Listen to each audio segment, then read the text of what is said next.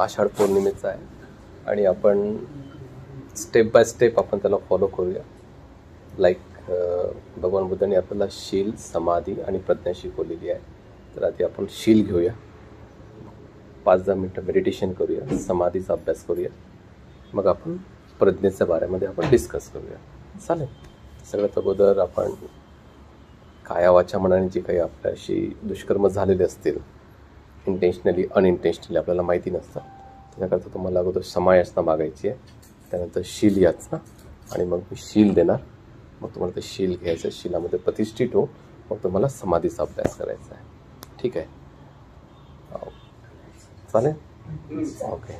सगळ्यात अगोदर तुम्ही पाय थोडं मागे करून घ्या, गुडघ्यावरती बसणं शक्य होत असेल तर वेल अँड गुड.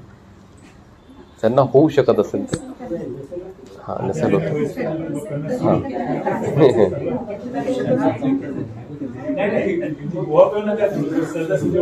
तीनदा प्रणाम करायचा आहे. बुद्धं नमामि, धम्मं नमामि, संघं नमामि.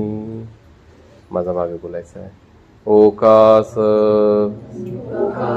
वंदामि भन्ते द्वारत येनं मह्यं कत्तं सब्बं अपराधं खमतु मे भन्ते द्वितीयंपि तृतीयंपि ओकास वंदामि भन्ते द्वारत येन मह्यं कत्तं सब्बं अपराधं खमतु मे भन्ते. ओकास अहं भन्ते त्रिसरणेन पंचशीलं धम्मं याचामि अनुगहं कृत्वा शीलं देथमे भन्ते द्वितीयंपि तृतीयंपि ओकास अहं भन्ते त्रिसरणेन पंचशीलं धम्मं याचामि अनुगहं कृत्वा शीलं देथमे भन्ते. खमामि खमितव्यं सुखिता हुन्तु यमहं वदामि तं वदेथ. नमो तस् भगवतो अरहतो सम्मा सम्बुद्धस्स.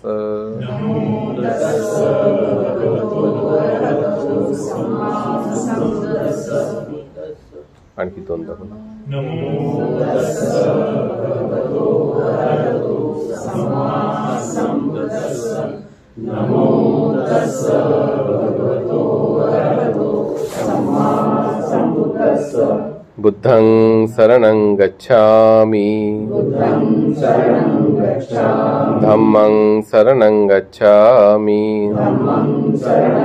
संघं शरणं गच्छामि,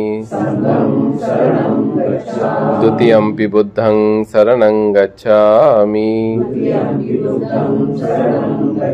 द्वितीयंपि धम्मं शरणं गच्छामि,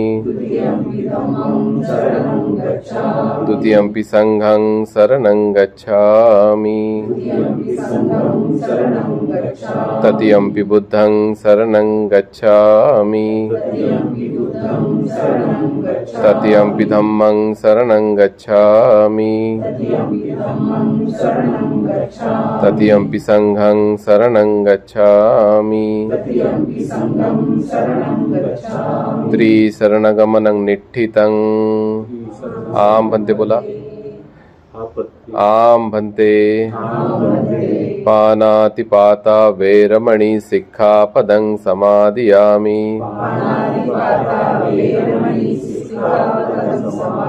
अतिन्नदाना वैरमणि सिक्खापदं समादियामि. कामेषु मिच्छाचारा वेरमणि सिक्खापदं समादियामि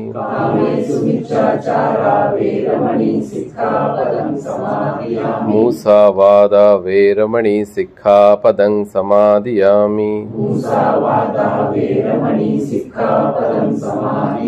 सूरामेरयमज्जपमादठाना वेरमणि सिक्खापदं समादियामि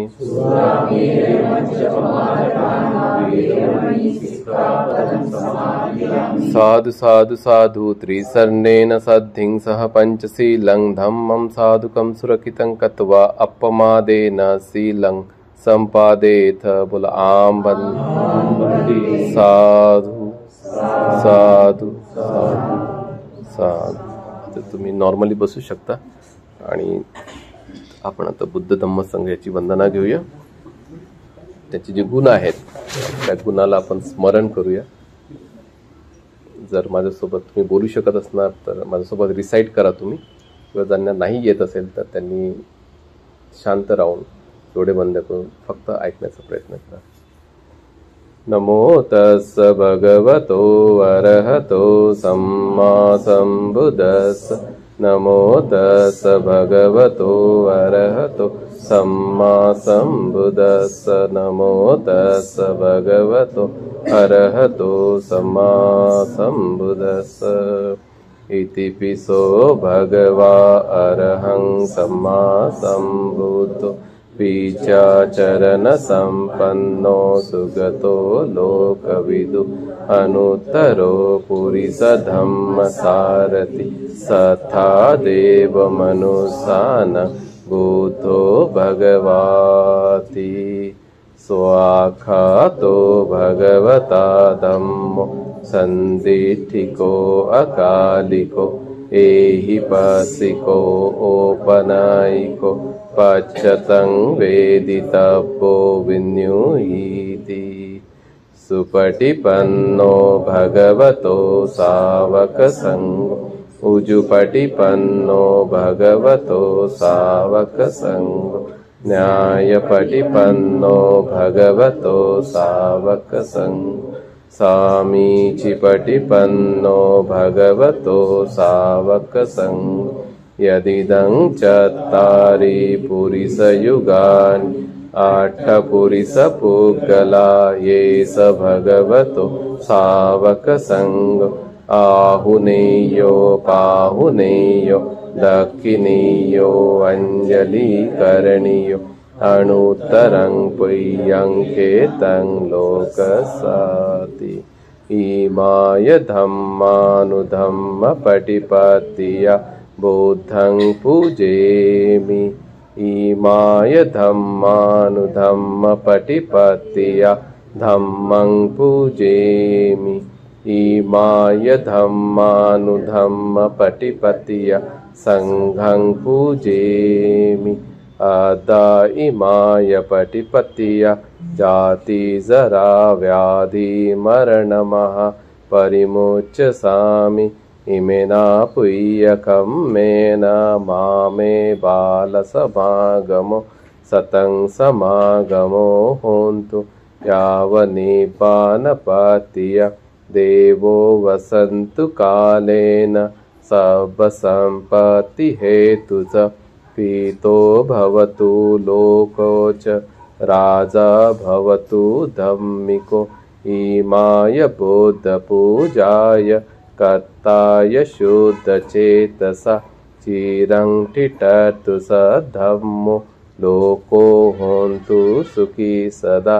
इमाय धम्मपूजाय चत्ताय शुद्धचेतसा चिरं ठिठतु स धम्मो लोको होन्तु सुखी सदा। इमाय संघपूजाय चत्ताय शुद्धचेतसा चिरं ठिठतु स धम्मो लोको होन्तु सुखी सदा। सब पापस अकरण कुशलस उपसंपदा सचित परियोदपन एथं बुद्धान शासनं। साधु साधु। आता आपण त्रिशरण पंचशील घेतलं आणि बुद्ध धम्म संघ याची आपण वंदनासुद्धा केलेली आहे. तर आता आपण 10 ते 12 मिनटं थोडं मेडिटेशन करूया. आणि हा जो मेडिटेशन मी तुम्हाला शिकवणार आहे, it's called a quick relaxation meditation technique which is taught by one of my master from Myanmar. Okay, तर त्याचं इंग्लिशमध्ये ॲज वेल ॲज मराठीमध्ये पण मी बोलणार. तर ठीक आहे ना, चालेल. सगळ्यात अगोदर आपल्याला कम्फर्टेबली बसायचं आहे. म्हणजे 10-12 मिनटं तुम्ही ज्या पोझिशनमध्ये बसू शकता त्या पोझिशनमध्ये बसायचं आहे. तुमचं मोबाईल स्विच ऑफ करून द्यायचं आहे, राईट, किंवा सायलेंटमध्ये टाका.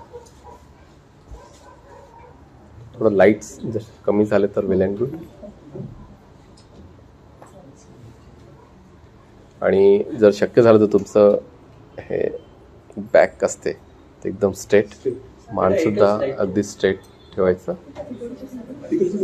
आणि तुमचे डोळे अगदी सावकाश बंद, हे लिप्ससुद्धा बंद करायचं आहे आपल्याला. आणि जास्त आपला माइंडला वेंडरिंग नाही होऊ द्यायचं आहे, म्हणजे जास्त त्याला भटकू नाही द्यायचं आहे. तर तीच आपली ही टेक्निक आहे. थोडा प्रयत्न करायचा आहे की आपल्याला कसं काय आपल्या मनावरती आपण संयम ठेवू शकतो आणि त्याला कंट्रोलिंग करू शकतो. आणि तुम्ही जर शक्य होऊ शकत असेल तर तुम्ही हात असंही ठेवू शकता किंवा असंही ठेवू शकता. जसं तुम्हाला बेस्ट वाटेल ते तुम्ही अप्लाय करा. ठीक आहे, sit comfortably, close your eyes, just relax your mind and body. Just relax, forget about everything, your past. If you think about the future, just forget, just be on a present moment. शांतपूर्वक तुम्हाला आसन ग्रहण करायचं आहे. सुखासन, पद्मासन, अर्धपद्मासन, जी काही आसन आहे त्याला ग्रहण करून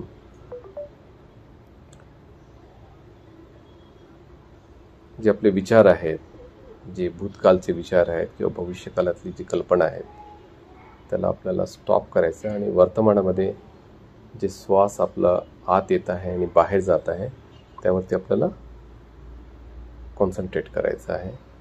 त्याकरता आपल्याला लक्ष केंद्रित करायचं आहे. तर संपूर्ण लक्ष आपल्या श्वासाकडे. जेव्हापासून आपण जन्माला आलेलो आहोत आणि जोपर्यंत आपण मृत्यूला प्राप्त होत नाही तोपर्यंत हा जो श्वास आहे हा सातत्याने आपल्यासोबत असतो. आणि मनाला एकाग्र करण्याकरता, मनाला समाहित करण्याकरता हा जो श्वास आहे हा भरपूर उपयोगी ठरतो आपल्याला. आणि आपल्या श्वासाचा आणि आपल्या मनाचा अति जवळचा हा संबंध असतो. तर मनाला भटकू नाही द्यायचं आपल्याला.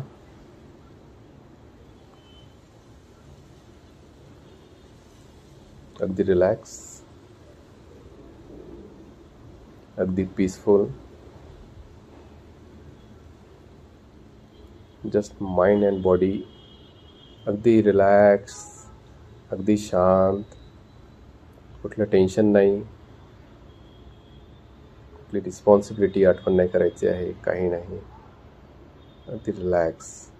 फक्त 12 मिनटं मला भगवान बुद्धाला द्यायचं आहे. त्या हिशोबाने तुम्ही समर्पित करून द्यायचं भगवान बुद्धाला. आपण आता बोललो ना, सब्ब पापस्स करणं कुशलस्सोपसंपदा. तर कुठलंही पापकर्म आपल्याला नाही करायचं आहे. तर हाच तो वेळ असतो की जेव्हा आपण काया वाचा मनाने कुठलंही पापकर्म नाही करत. कुशलस्स उपसंपदा, कुशल कर्माची संपदा याच्यापेक्षा चांगलं कुठलंच काम नाही आहे की आपण आपल्या मनाला समाहित करतो, आपल्या मनाला एकाग्र करतो आणि प्युअर करतो. सचित पर्योदपनम, आपल्या चित्ताला एकाग्र करून प्युरिटीकडे घेऊन जाण्याचं आपलं हा काम आहे. एतं बुद्धानं शासनं, आणि हाच बुद्धाचं शासन आहे. व्हेरी प्रॅक्टिकल धम्म आहे हा. Just observe your incoming and outgoing breath. Don't think about the past and the future. Just be on a present moment. Just be on a present moment.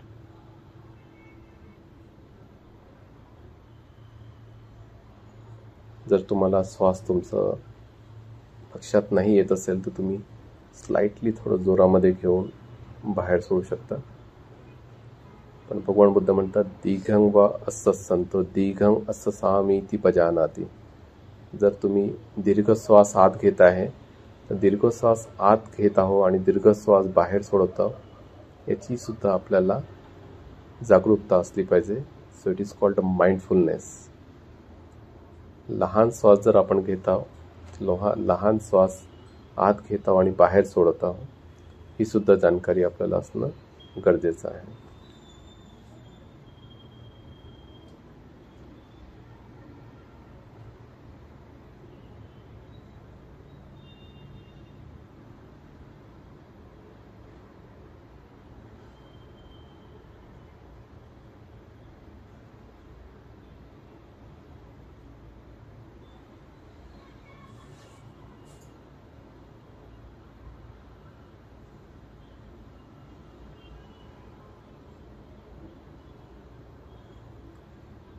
आता संपूर्ण लक्ष जिथं आपण बिंदी लावतो आपण त्याला फोरहेड्स बोलतो माथा आहे त्याकडे लक्ष केंद्रित करायचं आहे. आणि तिथं जे काही तुम्हाला फील होत असेल व्हायब्रेशन्स होत असतील किंवा काही तुम्हाला काही वाटत असेल काही दिसत असेल जस्ट ऑब्झर्व इट.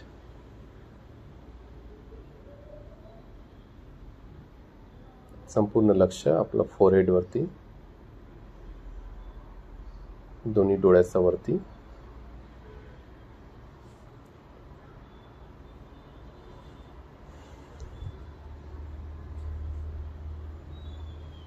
पूर्ण फोरहेड्स बघायचं आहे and just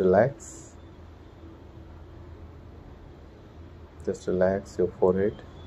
स्लाइटली थोडं खालती यायचं आहे. तुमचे डोळे त्याला तुम्ही एक ग्रॅटिट्यूड पे करा. या डोळ्यांमुळे मी संपूर्ण हा संसार बघतो. So we should have to pay gratitude. त्याला एक तुम्ही धन्यवाद द्या. असं संपूर्ण जे तुमचे बॉडीचे जे ऑर्गन्स आहेत त्याला तुम्हाला एक ग्रॅटिट्यूड पे करायचं आहे आणि त्याला एक कमांड्स द्यायचे की जे काही तुमचे बॉडीचे ऑर्गन्स आहेत it should be relax very peaceful. जे काही तुमचे डोळ्यातले मसल्स आहेत जस्ट रिलॅक्स शांत शिथिल. थोडं मग आणखी सावकाश खालती तुमचं नाकाचे जे काही मसल्स आहेत ते अगदी रिलॅक्स. मग तुमचे चिक्स तुमचे जे गाल आहेत ते सुद्धा अगदी रिलॅक्स पीसफुल.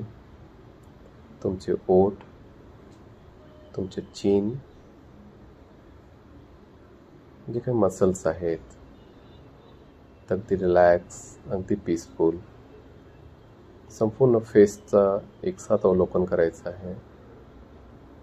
कुठलं काही तणाव नाही काही नाही अगदी रिलॅक्स. त्यानंतर सावकाश थोडं खाली यायचं आहे. आपली मान जसं आपण भरपूर यूज करतो आपल्या डे टू डे लाईफमध्ये त्याचे जे मसल्स आहे किंवा जे आपल्याला बोलायला जी आतमधली जी थोडी आहे जे काय आतमधले मसल्स असतील ते सुद्धा रिलॅक्स पीसफुल. शांत शांत. त्यानंतर हे जे दोन्ही शोल्डर्स आहेत तर हे दोन्ही शोल्डर्स सुद्धा अगदी रिलॅक्स. आपल्या दैनंदिन जीवनामध्ये आपल्याला भरपूर टेन्शन असते आणि त्याचा सगळ्यात जास्त जो भार असतो हा आपल्या शोल्डरवरती असतो आपल्या खांद्यांवरती येतो. तर त्याला नेहमी तुमच्या डे टू डे लाईफमध्ये सुद्धा त्याला रिलॅक्स ठेवण्याचा प्रयत्न करा. Just relax. संपूर्ण मसल्स गेट रिलॅक्स, पीसफुल. मग तुमचे आर्म्स, दोन्ही हाताचं अवलोकन करायचं आहे हळूहळू. दोन्ही हाताचे आर्म्स अगदी रिलॅक्स, पीसफुल. ते जे एल्बोज आहेत, कोहनी आहे, ते सुद्धा. मग तुमचा पूर्ण हात,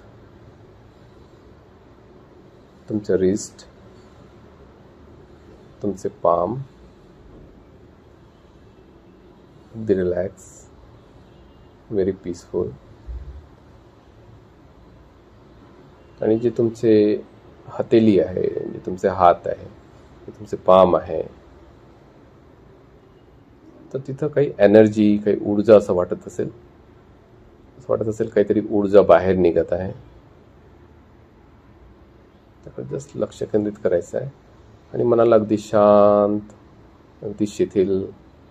आपल्या दैनंदिन जीवनामध्ये सुद्धा जर आपला माइंड जर डिस्टर्ब होत असेल तर तुम्ही या दोन्ही हातावरती सुद्धा तुमचं मन केंद्रित करू शकता आणि मनाला अगदी शांत आणि शिथिल तुम्ही ठेवू शकता.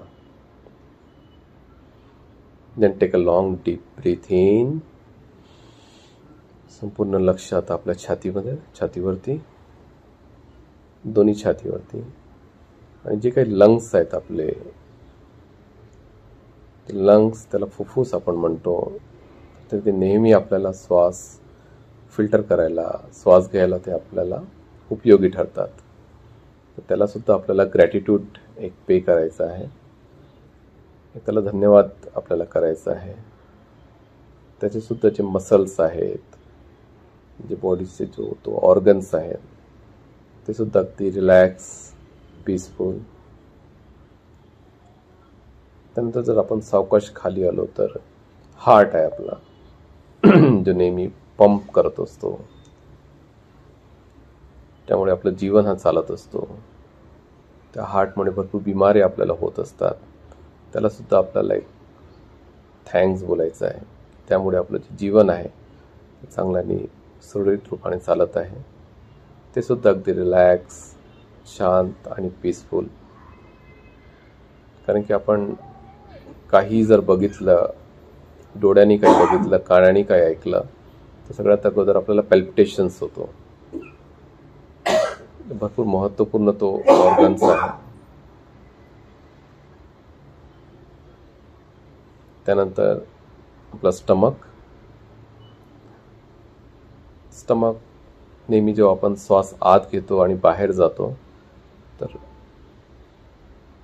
स्टमक आपला रायझिंग आणि फॉलिंग होत असतो. तर त्याला सुद्धा तुम्ही झोपताना ऑब्झर्व करू शकता आणि तुमचे जे काही स्टमकचे काही प्रॉब्लेम्स असतील ते सुद्धा ते ठीक होऊन जातील.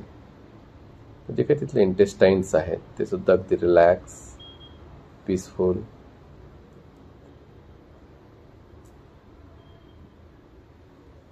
स्टमकचं खालचं जे पार्ट आहे त्याला सुद्धा बघा, ते सुद्धा अगदी रिलॅक्स, पीसफुल. त्यानंतर संपूर्ण जो आपलं पाठीचा जो भाग आहे त्याला बघायचा आहे. आणि सगळ्यात महत्त्वपूर्ण म्हणजे त्याची जे स्पायनल कॉर्ड आहे, ज्याला रीढची हड्डी सुद्धा म्हणतात आपल्याला, तिथून ध्यान, आपलं मन काढण्याचा प्रयत्न करा. संपूर्ण पाठीला बघायचं आहे आणि मानेपासून तर बैठकीच्या स्थानापर्यंत जो स्पायनल कॉर्ड आहे त्याकडे लक्ष केंद्रित करा. जे काही मणके आहेत ते अगदी रिलॅक्स, अगदी पीसफुल, आपल्या ठिकाणी ते व्यवस्थित आहेत.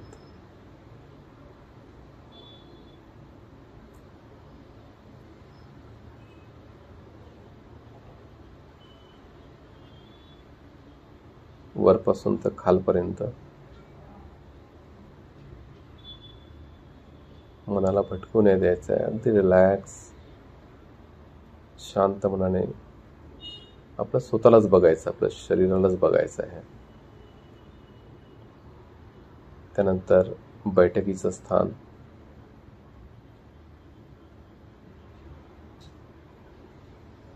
देन दोन्ही जे थाय आहेत त्या दोन्ही थायला आणि संपूर्ण लेग्सला आपल्याला बघायचं आहे, दोन्ही पायांना बघायचं आहे. दोन्ही थाय आतमधले जे काही मसल्स आहेत अगदी रिलॅक्स, अगदी पीसफुल.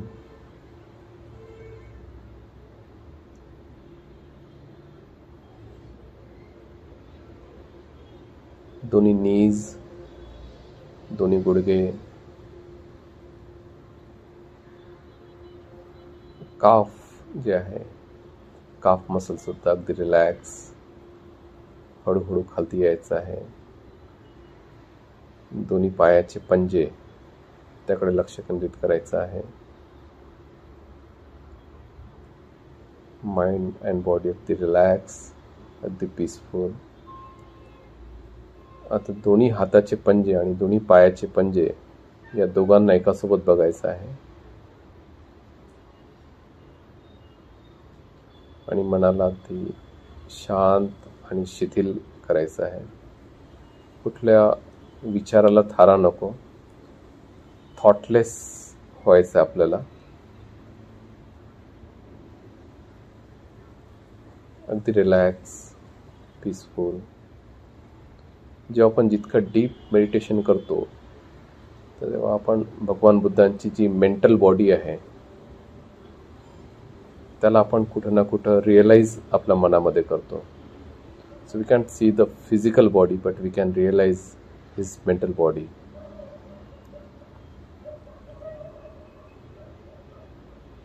Just relax, peaceful.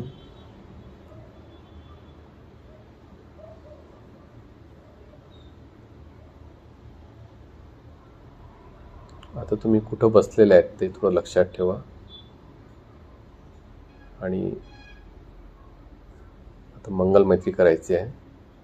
तर हा भरपूर महत्त्वपूर्ण एक पार्ट आहे ज्याला तुम्ही डे टू डे लाईफमध्ये कधीही कुठंही करू शकता आणि त्याचा काही टाईम बॉन्ड नसतो. तर त्याला लव्हिंग काइंडनेस मेडिटेशनसुद्धा बोलतात. आणि तो इतका पॉवरफुल आहे की तुम्ही पूर्ण विश्वाला जिंकू शकता. तुम्ही काहीही करू शकता जर या मेडिटेशनमध्ये जर तुम्ही सिद्ध झाले, या मेडिटेशनमध्ये जर तुम्ही इतके पोचून गेले. त्याला कसं प्रॅक्टिस करायचं आहे तर सगळ्यात अगोदर स्वतःप्रती मंगलमैत्री करायची आहे की जे काही मी शील पालन केलेलं आहे, जे काही मी समाधीचा अभ्यास केलेला आहे तर या पुण्यकर्माने माझं मंगल हो, माझं कल्याण हो, मी रोगमुक्त हो, मी दुःखमुक्त हो, मी सुखी हो, मी समाधानी हो, मी निरोगी हो. म्हणजे असं समजून चला की आपल्या मनाला एक पॉझिटिव्ह वळण आपण देणार आहोत. आणि ते कुणाप्रती तर ते स्वतःचं डेव्हलपमेंट करता. कारण की जोपर्यंत तुम्ही सुखी नाही राहणार, जोपर्यंत तुम्ही पॉझिटिव्ह नाही राहणार, तुम्ही इतरांना पॉझिटिव्ह नाही करू शकणार. त्यानंतर जे तुमचे गुरुवर्य आहेत किंवा जे तुमचे पॅरेंट्स आहेत, आईवडील आहेत, त्यांच्याप्रती सुद्धा अशीच मंगलमैत्री करायची आहे की त्यांचं मंगल हो, त्यांचं कल्याण हो, ते रोगमुक्त हो, ते दुःखमुक्त हो, ते सुखी हो, ते निरोगी हो, ते चार आर्य सत्याला जाणून निर्वाणाचा ते साक्षात्कार करो. तसंच जे तुमचे फ्रेंड्स आहेत, तुमचे आणखी फॅमिली मेंबर्स आहेत त्यांच्याप्रती, जे तुमचे नेबर्स आहेत त्यांच्याप्रती तुम्ही, मग जे तुमचे सिटी आहे, पुण्यामध्ये आहोत सध्या, तर पुण्यामध्ये जे काही लोक राहणारे आहेत, मग ते ब्राह्मण असो, क्षत्रिय असो, वैश्य असो, मुस्लिम असो, जैन असो, सगळ्यांप्रती मंगल मैत्री करायची आहे. मग तो इथला पॉलिटिशियन असो किंवा मग तो इथला काम करणारा असो, सगळ्यांप्रती मैत्री भावना करायची आपल्याला की सगळ्यांचं मंगल हो. त्यासोबत या स्टेटमध्ये जे कोणी राहणारे लोक आहेत त्यांच्याप्रती, या भारतामध्ये जे कोणी राहणारे आहेत त्यांच्याप्रती, या आशिया खंडाप्रती, मग जितके खंड आहेत त्यांच्याप्रती, पूर्ण विश्वाप्रती आपल्याला मंगल मैत्री करायचं आहे.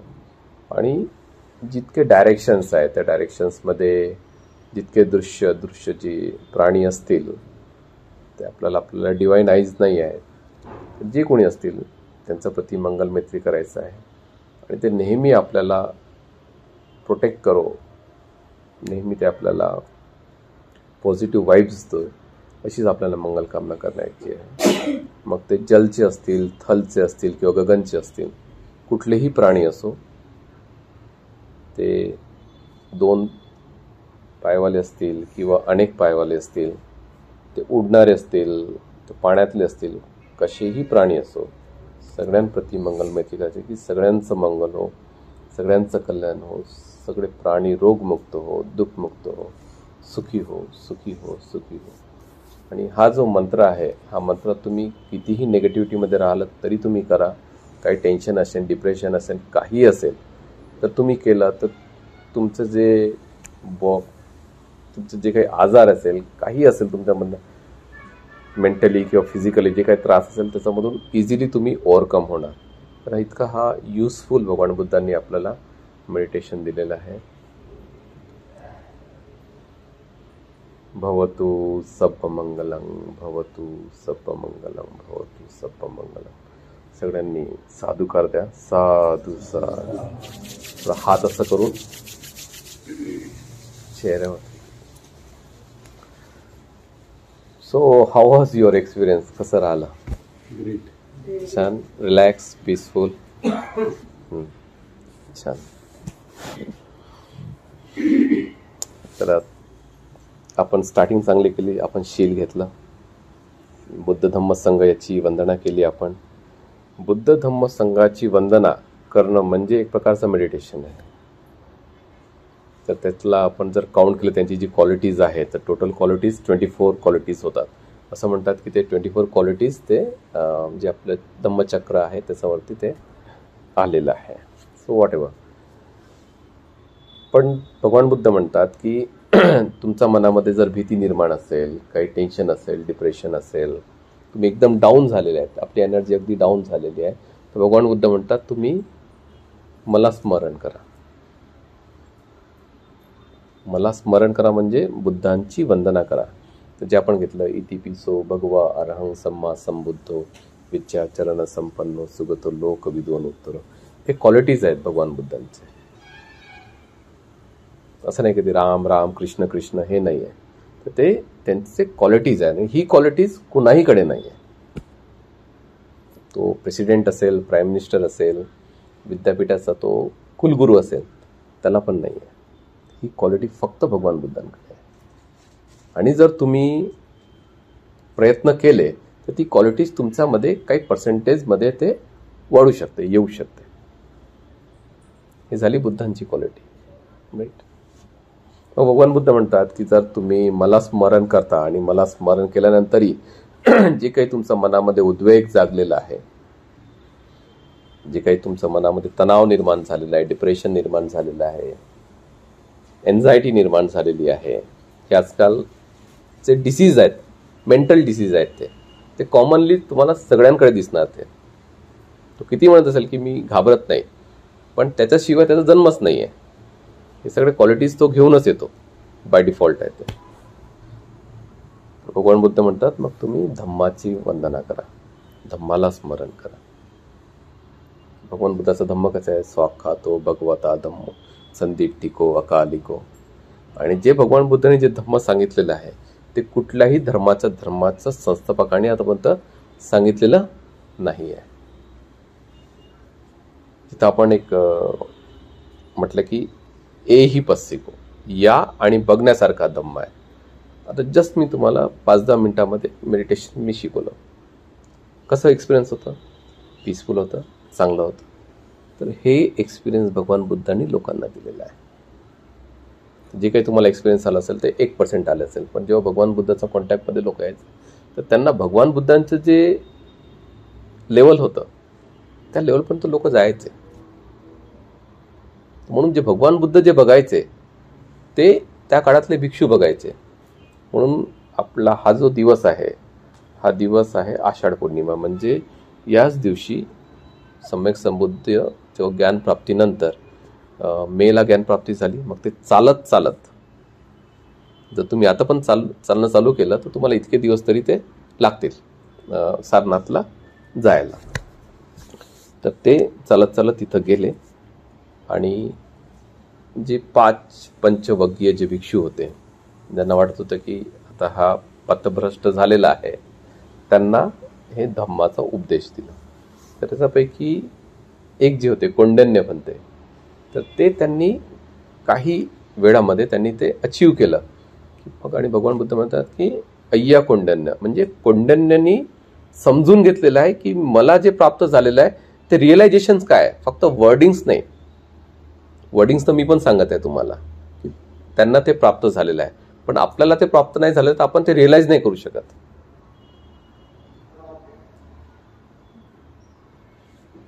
तर ते कौंडिन्य पंथांना ते प्राप्त झालं होतं. आणि मग भगवान बुद्ध म्हणतात की अय्या कौंडिन्यांनी मग ते समजून घेतलं. मग तसं ग्रॅज्युअली मग जे बाकीचे भिक्षू होते त्यांनी सुद्धा ते समजून घेतलं प्रॅक्टिसमुळे, मेडिटेशनचा प्रॅक्टिसमुळे. तर हे धम्माचा हा सगळ्यात इम्पॉर्टंट पार्ट आहे. इतर धार्मिक जे टीचर्स आहेत ते ज्या लेवलवरती होते त्या लेवलवरती ते इतर लोकांना नाही आणू शकले, कारण की त्याच्याकडे ती टेक्निक नव्हती. ते फक्त बुद्धांकडे होती ती टेक्निक.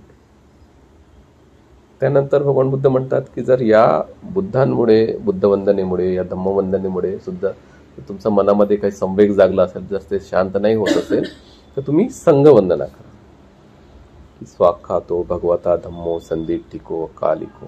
की संघामध्ये जे क्वालिटीज आहेत त्याला तुम्ही स्मरण करा, मेमराईज करा. आपल्या सगळ्यांना माहिती आहे की भगवान बुद्धांचा जो धम्म आहे तो ध्यानावरती बेस आहे. तर आपण म्हणतो की बाबा त्या काळामध्ये भगवान बुद्धाला 8 ध्यान प्राप्त होते. ठीक आहे, आता आपल्याला एकही ध्यान प्राप्त नाही आहे. आणि ध्यान प्राप्ती होणे म्हणजे तुमचा हॅपीनेस इंडेक्स वाढणे आहे. काय होतो की तुमचा हॅपीनेस इंडेक्स वाढते. जसं आता बाबासाहेबांनी आपल्याला हॅपीनेस इंडेक्स वाढण्याकरता आपल्याला एज्युकेशन दिलं, जॉब्स दिले, पैसा दिला, पॉवर्स दिले. ठीक आहे, हॅपीनेस इंडेक्स काही ना काही पर्सेंट वाढलेला आहे.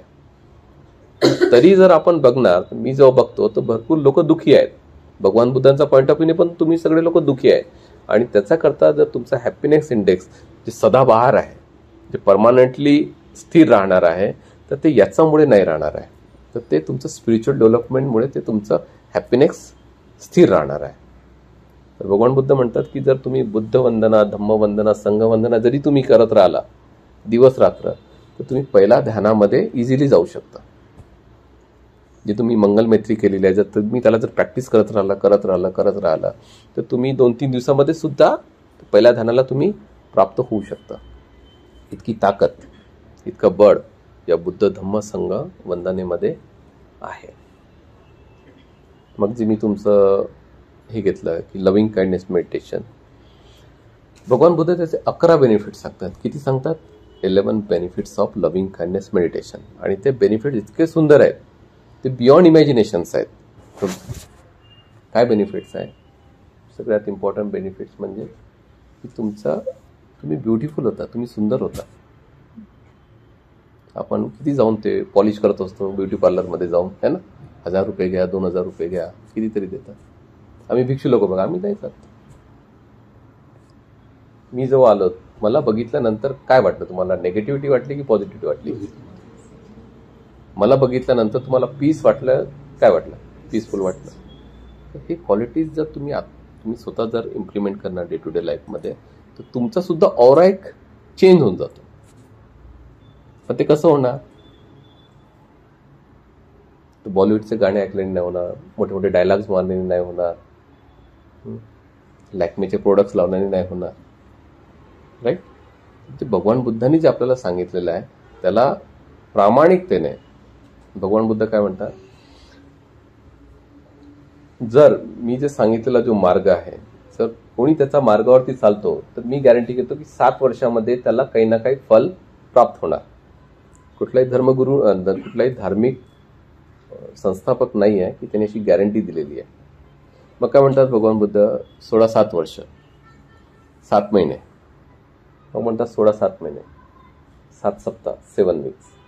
मग ते म्हणतात 16-7 सप्ताह, 7 डेज. तर म्हणून हा जो धम्म आहे ना, याला आपण 7 डेज ऑफ एनलाइटमेंट पण बोलू शकतो. तर भगवान बुद्धांनी इतकी गॅरंटी आपल्याला दिलेली आहे की 7 दिवसामध्ये सुद्धा तुम्हाला भरपूर काही प्राप्त होऊ शकते.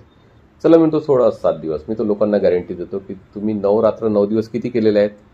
30, 40, 50 भरपूर केलेले असतील. तुमचे 9 रात्र 9 दिवस तुम्ही फक्त मला एक टाइम मला द्या. I will change your life.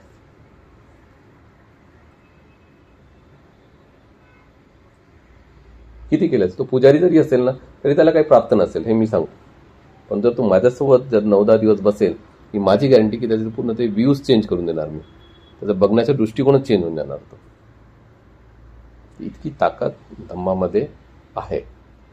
तर तुम्ही सुद्धा 16-10 दिवस, 9-7 दिवस, ॲटलिस्ट 10 दिवस फुल ऑफ डेडिकेशन देखील मला आता 10 दिवस भगवान बुद्धांना समर्पित करायचं माझ्या आयुष्याचं. बघूया काय होते. तर नुकसान काहीच नाही होणार तुम्हाला. त्याच्यामध्ये जे काही भगवान बुद्धांनी आपल्याला सांगितलं त्याचा मला दिवस रात्र प्रॅक्टिस करायचं. तुम्ही मी भरपूर लोकांना मी प्रॅक्टिसेस करून घेतलेली आहे याची. कुणाला 1 दिवसामध्ये, 2 दिवसामध्ये, 3 दिवसामध्ये एकदम त्यांचा लाईफमध्ये चेंजेस आणि इतकं पॉझिटिव्हिटी आणि इतकं त्याचं ते बघण्याचा जो दृष्टिकोन होता लोकांना, इतरांना, ते अगदी चेंज झालेलं आहे. आणि इतकी ताकद या धम्मामध्ये. तर बुद्ध नाही आहे तिथं, पण फक्त त्यांचं धम्म जर आपण इम्प्लिमेंट केलेलं आहे. धम्म म्हणजे काय? It's like a medicine. Dhamma काय आहे? तर मेडिसिन आहे.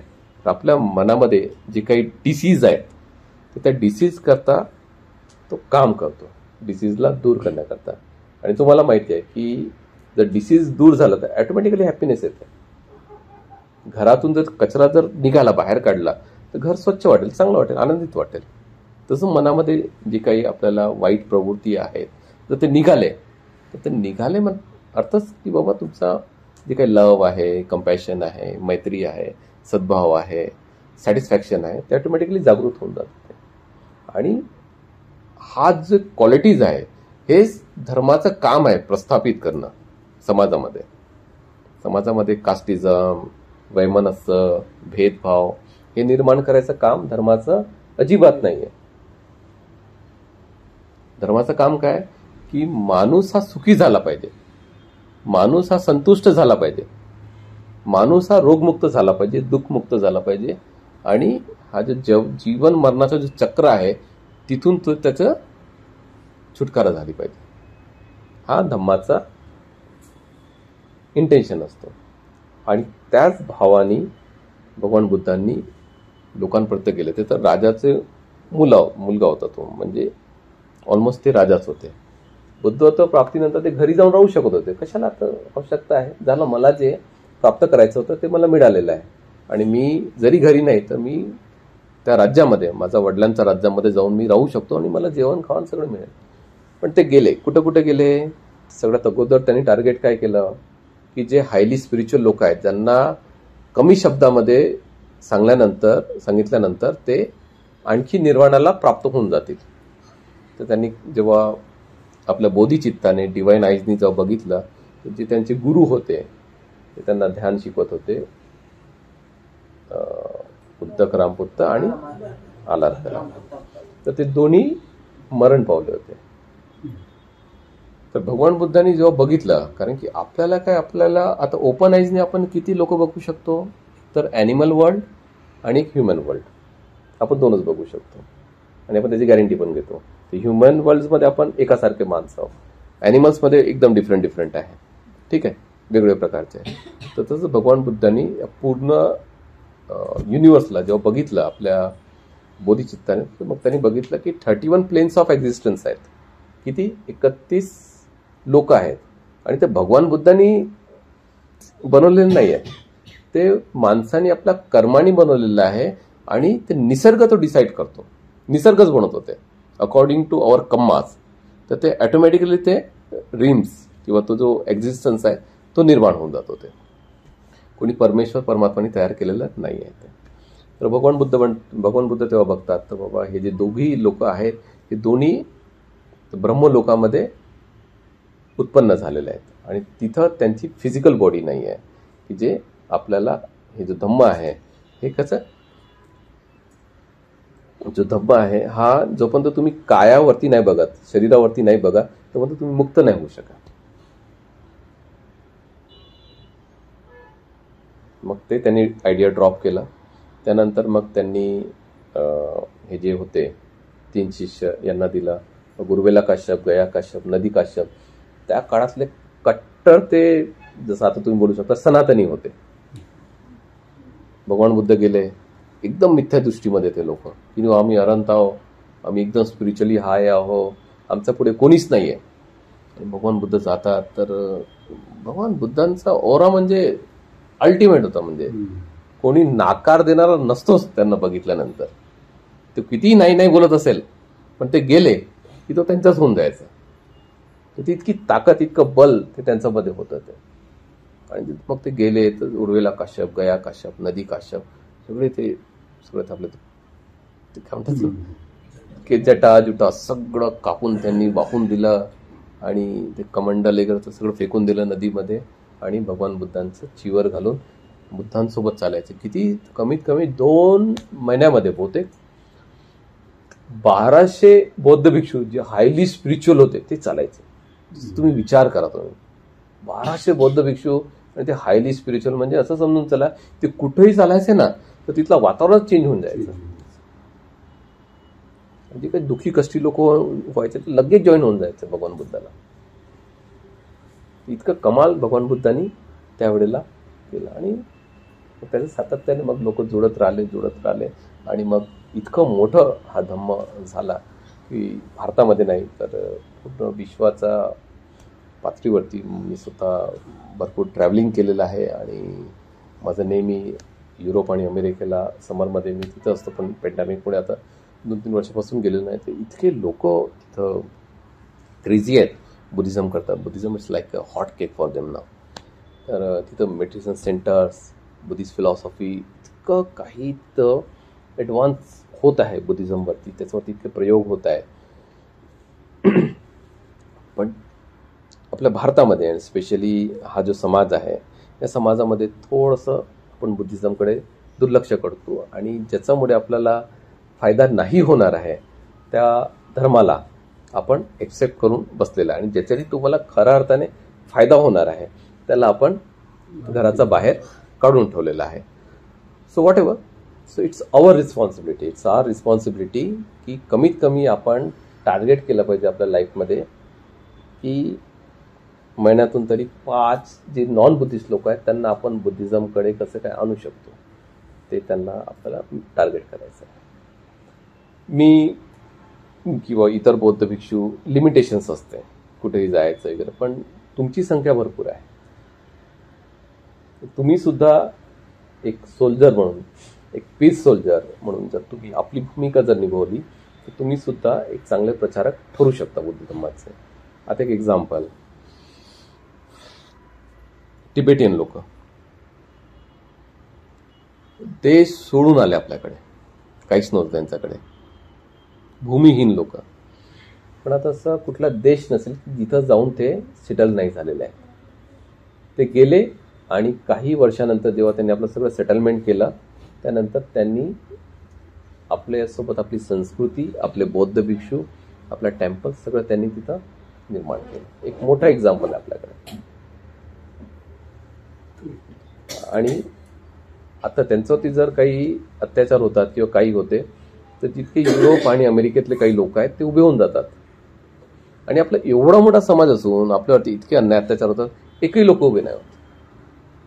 स्ट्रॅटेजीज बघा त्या लोकांची. त्यांनी बौद्ध भिक्षूंना तयार केलं आणि बौद्ध भिक्षूंना जाऊन तिथं त्यांच्यासाठी सेंटर निर्माण केले. तिथल्या लोकांना त्यांनी जॉईन केलं आणि त्या लोकांना आपली समस्या सांगितली.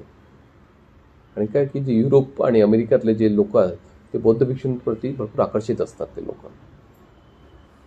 आणि ते युरोपियन युनियन असतात, मग ते अमेरिकेतले लोक आहेत, अशा त्या लोकांनी स्ट्रॅटेजीज केली. तर आपण सुद्धा काहीतरी वेगळी स्ट्रॅटेजीज करून या लोकांना कसं काय आपल्यासोबत जॉईन करू शकतो आणि एक नवीन समाज आपण कसं काय निर्माण करू शकतो याच्यावरती विचार करणं भरपूर गरजेचं आहे. असं नाही झालं पाहिजे की बाबा हा बौद्ध धर्म म्हणजे इक्विव्हॅलंट टू महार धर्म, ते असं नाही झालं पाहिजे. याच्याकरता सुद्धा आपण जे सुज्ञ लोक आहेत तर त्यांनी थोडं विचार विनिमय करणं भरपूर गरजेचं आहे. आणि आजचं जे आषाढ पौर्णिमा आहे तर आषाढ पौर्णिमेपासून तर अश्विन पौर्णिमेपर्यंत तुम्ही सातत्याने जितकं धम्माचं पालन करू शकता डे टू डे लाईफमध्ये ते तुम्ही पालन करायचंच आहे.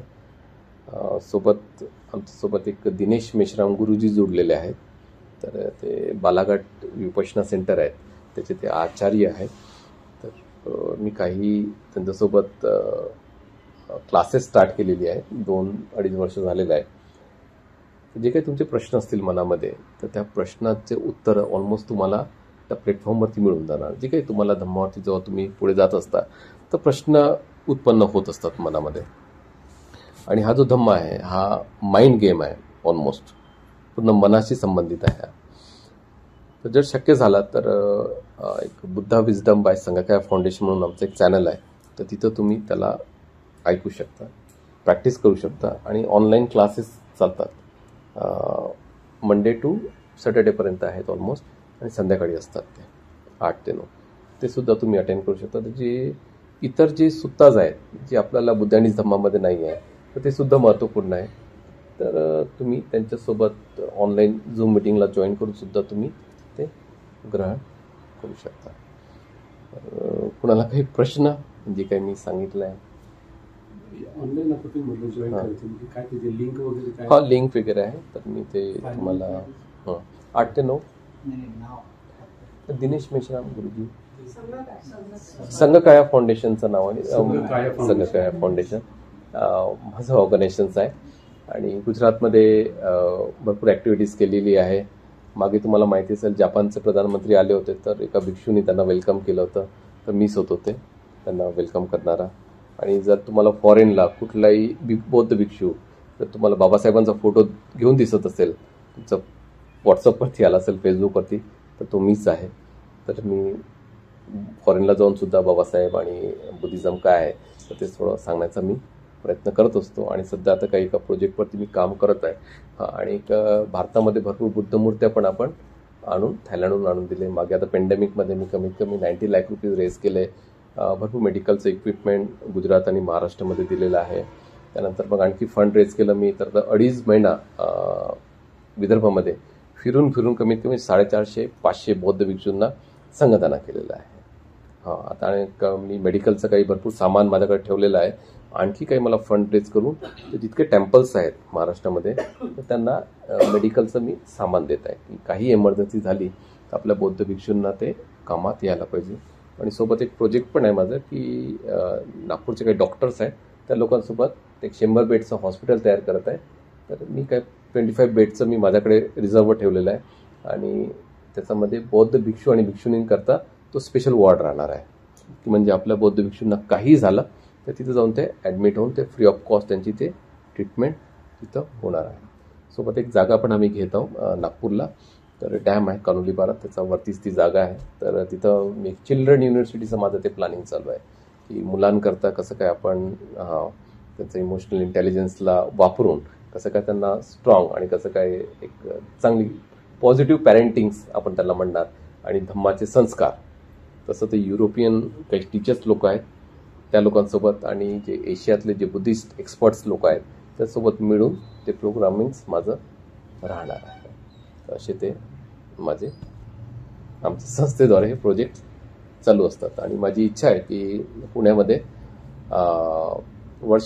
2 वर्षातून एकदा तरी असं मला वाटत होतं की विमेन्स कॉन्फरन्स झाला पाहिजे, कारण की ही जी भूमी आहे ही सावित्रीबाई फुलेंची भूमी आहे. तर 2 वर्षातून तरी एकदा तरी इंटरनॅशनल सेमिनार किंवा कॉन्फरन्स काहीतरी झालं पाहिजे, की ज्यामुळे आपले जे विमेन्स आहेत त्यांना थोडंसं आपल्याला डेव्हलपमेंट करता येणार वैचारिक रूपाने. तर धन्यवाद, तुम्ही सगळ्यांनी मला शांतरित्याने ऐकून घेतलं. आणि त्रिशरण, पंचशील, शील, समाधी, प्रज्ञा हा धर्माचा आधारस्तंभ आहे.